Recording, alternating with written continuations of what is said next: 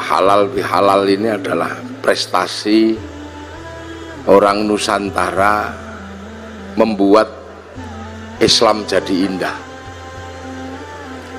Jadi Islam itu jadi indah karena kepinterannya orang Indonesia.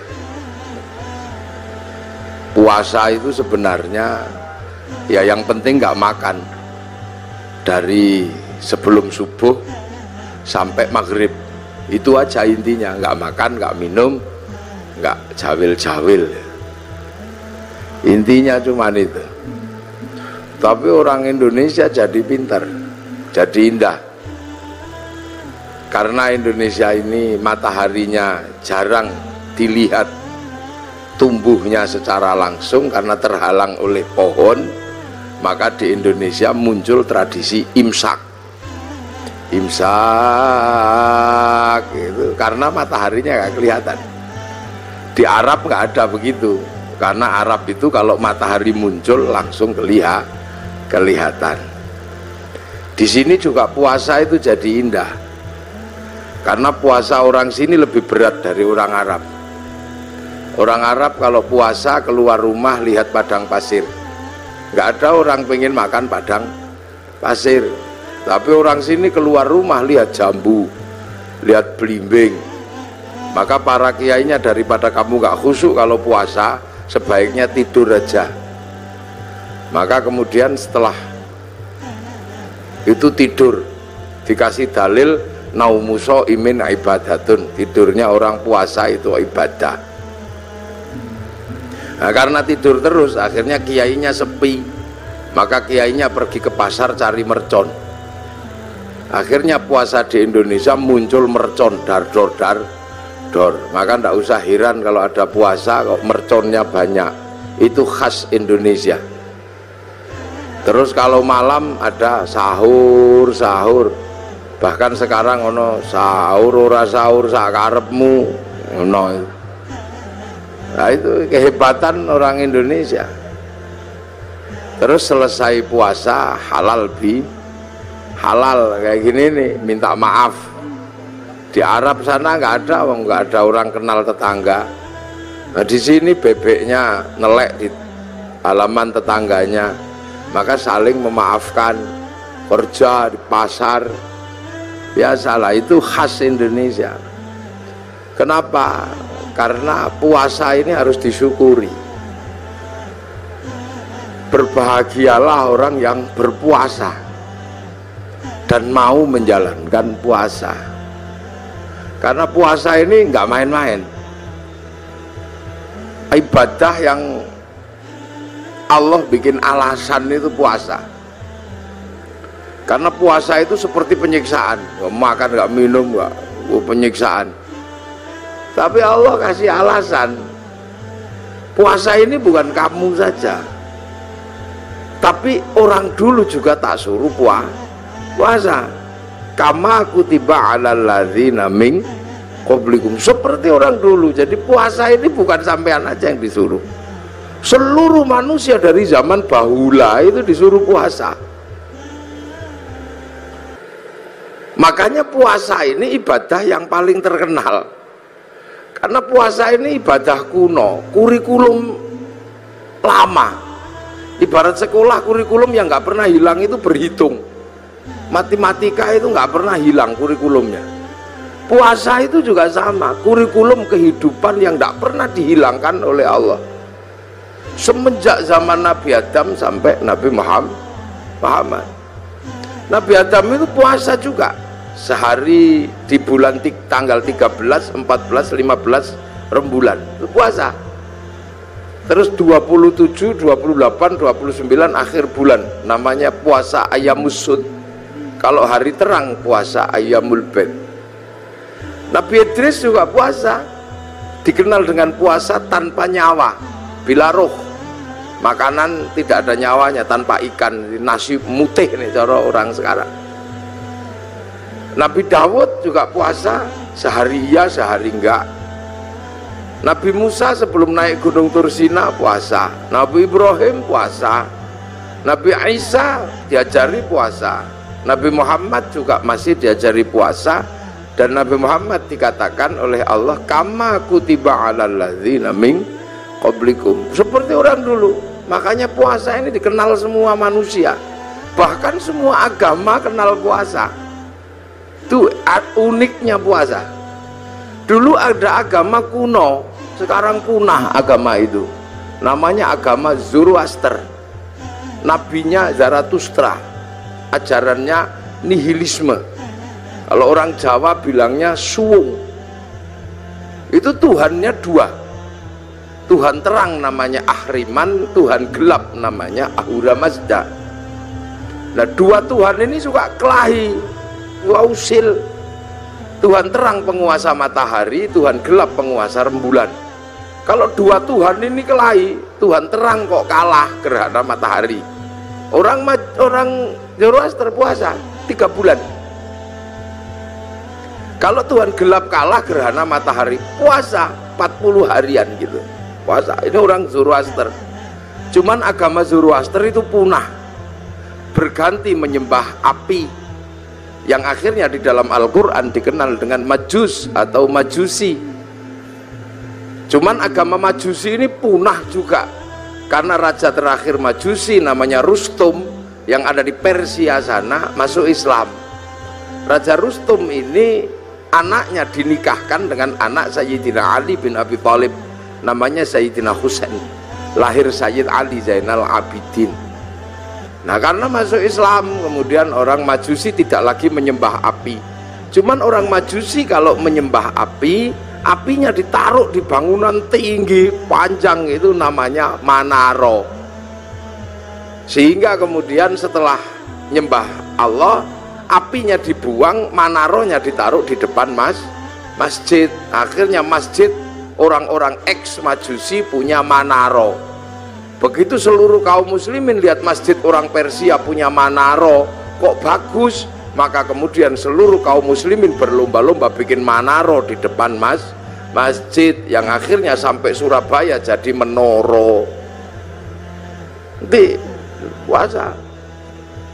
Lu ini Islamnya begitu. Kalau masjid khas Arab yang asli ya kotak tutupnya pelepah kurma. Menoro itu, menara itu dari tradisi Majusi dulu. Kubahnya itu ketika Islam ketemu dengan Nasrani yang di Konstantinopel, kemudian punya masjid ada kubahnya itu sumbangan dari gereja dulu. Makanya kubah masjid sama kubah White House itu sama, kubahnya istananya Presiden Amerika ya sama kubah. Lah itu orang Majusi. Orang Hindu juga disuruh puasa. Jadi Hindu juga mengenal puasa, namanya upawasa. Upawasa itu nggak makan, nggak minum, nggak menyentuh perempuan, untuk persiapan moksa. Moksa itu mati terbaik ala Hindu, hilang raga dan sukmanya, hanya bisa dilakukan oleh orang Brahmana. Kalau orang kesatria nggak bisa hilang, maka dibakar, dingaben. Kalau di bawahnya ada kasta namanya Wisya, pegawai negeri. Nah, sampean-sampean pegawai ini kastanya Wisya, itu dibakar matinya kalau sudah punya uang. Kalau baru punya uang nabung dulu. Nah, di bawahnya ada Sudra. Sudra ini petani, pedagang, itu Sudra, tukang las, itu Sudra.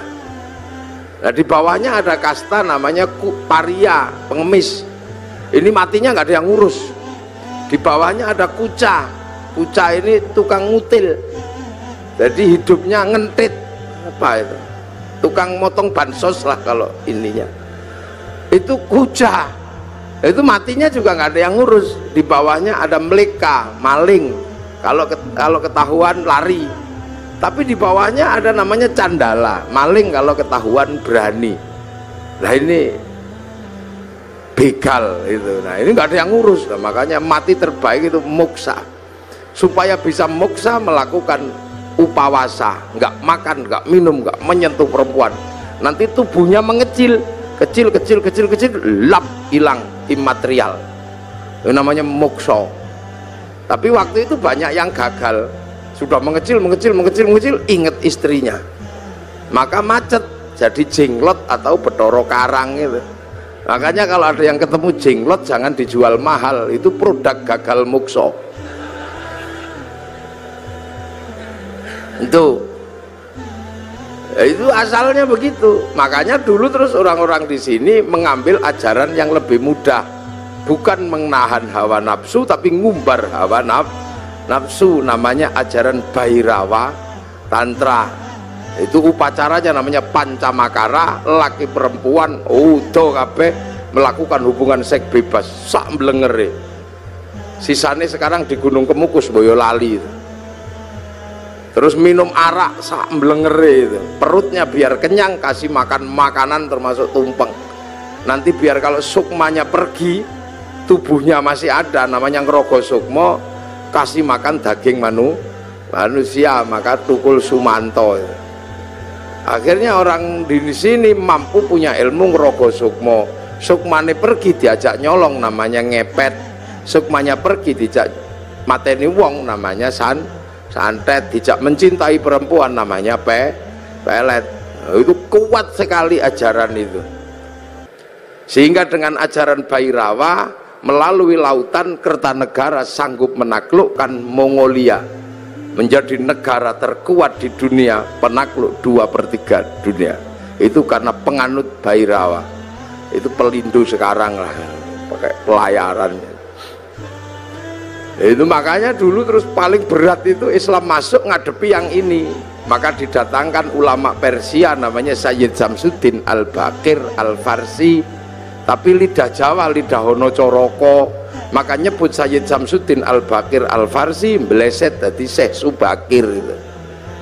Lidah susah orang Jawa. Sayyid Jamaluddin Al-Husaini Al-Kabir jadi Syekh Jumadil Kubro. Karena lidah Honocoroko itu kan susah. Alhamdu keluarnya Al-Kamdu. Ya Hayu Ya Qayyum Ya Kayuku Ya Umu. Robbil Alamin keluarnya Robbil Ngalamin, karena punyanya Monggo Botongo. Gak punya dot, punyanya lo, maka Ramadan keluarnya Romlan. Nah, makanya orang-orang ini datangkan Syekh Subakir ini ngadepi orang Bhairawa. Nah, orang Bhairawa akhirnya lari ke Banyuwangi sana, dipimpin Menak Sembuyu Bajul Sengoro. Nah, di sana diajar sama muridnya Syekh Subakir namanya Maulana Ishaq. Makamnya di Kemantren Lamongan itu. Akhirnya Menak Sembuyu nyerah. Anaknya yang perempuan dikasihkan sama Mbak Ishaq, lahir Raden Ainul Yakin Sunan Giri, makamnya Gresik. Maka orang Bhairawa hilang, lari ke Bali. Tapi lama-lama tumbuh lagi orang Bhairawa di Kediri, nyembah patung Totok Kerot di daerah Pagu Pamenang, tempat muksanya Joyoboyo. Diajar sama Sunan Bonang, akhirnya nyerah. Lah begitu nyerah, ya sudah, kamu muternya tetap gak apa-apa, laki perempuan, tapi jangan nudo, pakai baju arak diganti teh, kopi atau air putih. Tumpeng karena itu halal nasi nggak apa-apa. Ingkung manusia diganti ingkung pitik. Mantra ngrogo sukmo diganti kalimat tauhid la ilaha illallah. Makanya kemudian ada Indonesia punya tradisi tumpengan. Itu yang dandani namanya Sunan Bonang. Lah Sunan Bonang mengajarkan kepada Sunan Kalijogo muridnya untuk disebarkan di seluruh Jawa. Sunan Kalijogo mengajarkan pada muridnya namanya Sunan Geseng. Sunan Geseng mengajarkan pada muridnya namanya Mbah Abdul Halim Pangeran Benowo Surabaya sini. Mbah Benowo mengajarkan pada Mbah Abdul Rahman Pangeran Sambulasem, diajarkan kepada Mbah Jabar Tuban, diteruskan oleh muridnya namanya Mbah Sufyan Tuban, teruskan muridnya Mbah Abdul Halim Boyolali, punya murid Mbah Abdul Wahid Solotigo, punya murid namanya Mbah Khairon Purwodadi, punya murid Mbah Asy'ari Jombang. Nah itu Jombang lagi, punya putra Kiai Hashim Asy'ari. Maka pengikut Kiai Hashim Asy'ari tidak alergi sama tumpeng. Nah ini berhubung orang Jombang mesti saya jelaskan. Jadi halal bihalal Jombang, tumpeng juga Jombang. Jadi biar Jombang itu ngertinya nggak cuman besut Mancamino. Jadi puasa. Makanya karena upawasa itu nggak makan, nggak minum, nggak menyentuh perempuan. Makanya ketika Islam datang membawa tradisi nggak makan, nggak minum, nggak menyentuh perempuan, namanya Syahrus Siam, kok seperti upawasa? Maka orang Indonesia menyebutnya bulan puasa. Jadi kalau sampean pengen tahu kenapa Ramadan kok disebut bulan puasa, karena dulu ada namanya upawasa, nggak makan, nggak minum, nggak menyentuh perempuan. Makanya kemudian Syahrus Siam disebut bulan puasa karena dulu upawasa. Orang Buddha itu juga pelajaran puasanya ada. Ketika ingin mendapatkan kesempurnaan menuju nirwana, ini puasa di bawah pohon bodhi, pakai kain selempang, tidak pakai daleman. Itu waktunya tidak terbatas sampai mendapat pencerahan. Agama besar Yahudi juga puasa. Kalau peringatan Yom Kippur mereka puasa. Nasrani juga diajari puasa. Kalau hari Jumat Agung menjelang Paskah juga puasa. Jadi hampir semua agama itu kenal puasa. Karena apa? Ini syariat kuno. Makanya ndak usah heran kalau ada puasa. Apalagi orang Jawa, orang Indonesia ini hobi kalau yang namanya puasa. Makanya variasi puasa terbanyak itu di sini. Ada puasa makan pupus daun namanya ngidang. Ada puasa mangan polo pendem yang di bawah tanah namanya ngerowot. Ada puasa tidak kena matahari namanya pati geni. Ada puasa gandul duit namanya ngalong. Ada puasa diem macam bisu. Ada puasa ngeluyuhur aja namanya ngedan. Ada variasi puasa itu macam-macam itu di sini. Dan bagi orang Nusantara dan orang dunia, puasa ini menempati sejarah tersendiri. Hampir seluruh cerita besar itu bermula dari puasa. Rasulullah mendapatkan wahyu setelah puasa, naik turun gunung di Gua Hira hampir dilakukan selama 15 tahun. Syekh Abdul Qadir Al-Jilani mendapatkan ma'rifatullah itu setelah puasa 25 tahun di padang pasir, dibimbing Syekh Mubarak Al-Majzumi, jadi Sultanul Aulia. Di Jawa Sunan Kalijaga rojone berandal, bisa jadi wali karena puasa 3 tahun. Sunan Geseng itu tadinya cuma tukang ngambil kelapa itu, tapi kuat puasa 3 tahun, baca Ya Hayyu Ya Qayyum, itu bisa lari di atas air dan bisa meneruskan perjuangan Sunan Kalijaga. Padahal dia keliru, yo kayuku yo kayumu. Nggih, Saridin disuruh puasa sama Sunan Kudus. Kalau kamu mau jadi penerusku yang hebat, puasa 3 tahun di atas pohon kelapa, baca Allahu Akbar, dilakukan 3 tahun, jadi pengganti para wali namanya Syekh Jangkung. Akhirnya Saridin, wong Pati pasti kenal itu, dan itu pun keliru mestinya Allahu Akbar, keliru lowo bubar. Jadi sejarah besarnya puasa, jangan sembrono.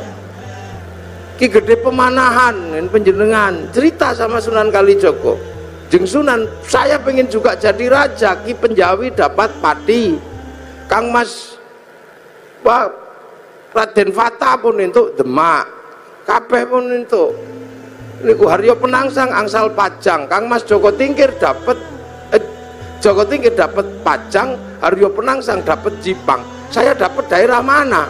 Ki Gede Pemanahan matur Sunan Kalijogo, ya ndak ada, semuanya sudah habis yang baik-baik, tinggal 5 tempat, itu pun tempat setan. Tempat setan pertama ada di ujung timur namanya Alas Purwo. Tempat setan kedua ada namanya Alas Roban. Tempat setan ketiga ada namanya Alas Larangan Cirebon. Tempat setan keempat ada namanya Alas Ketonggo Ngawi. Lah tempat setan yang kelima namanya Alas Mentau lereng Merapi. Makanya kamu milih yang mana? Milih Mentau aja. Wah, kalau kamu milih Mentau setannya gede-gede, kamu puasa 20 tahun biar ditemani sama Ki Ageng Giring, jangan turun. Puasa 20 tahun di Mbang Lampir Gunung Kidul, ini Pak Doso pasti tahu itu. itu bekas bokongnya itu sampai nyitak begini. Akhirnya apa? Mampu betul Bubak Alas Mentau ditemeni Ki Gede, apa Ki Gede pun temeni Ki Ageng Giring. Bubak Alas Mentau punya anak namanya Danang Sutawijaya, mampu menjadi raja. Bubak Alas bikin negara namanya Mataram, yang akhirnya dipecah Belanda jadi dua, Jogja sama Solo, yang akhirnya dipecah lagi Hamengkubuanan, Pakualaman, Mangkunegaran, Kasunanan. Puasa itu. Ki Ageng Pengging pengen punya anak jadi raja, suruh puasa sama Sunan Kalijaga 7 tahun. Akhirnya punya anak namanya Joko Tingkir jadi Rojo Pajang. Puasa. Calon Raja Mataram itu ada yang nggak mau jadi raja karena takut kalau jadi raja tidak alim. Maka dia keluar dari kerajaan, namanya Raden Bagus Harun, menempuh perjalanan spiritual puasa 7 tahun di daerah Ponorogo, Kampung Pagotan, di samping sumur, yang sumurnya itu akhirnya ditirakati selama 7 tahun. Tahun ke-7 sumurnya itu naik airnya 7 meter, tanggal 27 Ramadan. Aku dapat Lailatul Qadar. Maka sumurnya dikatakan dengan nama sumur Sewu Wulan. Karena sumur Sewu Wulan, maka kampungnya sekarang disebut Kampung Sewulan, di belakang pabrik gula Pagotan itu. Raden Bagus Harun akhirnya punya anak perempuan galaknya luar biasa, dikenal dengan nama Nyi Ageng Alap-alap. Kalau ngamuk naik di atas pohon. Dinikah Raden Santri, punya anak namanya Mbah Maktum. Nikah punya anak Mbah Maklum, nikah punya anak Mbah Tafsiranov, nikah punya anak Mbah Kolyubi, nikah punya anak Mbah Ilyas. Mbah Ilyas menjadi kandepak pertama di Surabaya. Punya anak perempuan galak namanya Nafikoh, dinikah sama Kiai Hasyim Asy'ari, punya anak Kiai Wahid Hasyim, nikah sama Nyai Solihah binti Bisri Sansuri Jombang, punya anak Abdurrahman Wahid. Bener-bener terjadi seorang ulama jadi presiden walaupun 2 tahun luwung.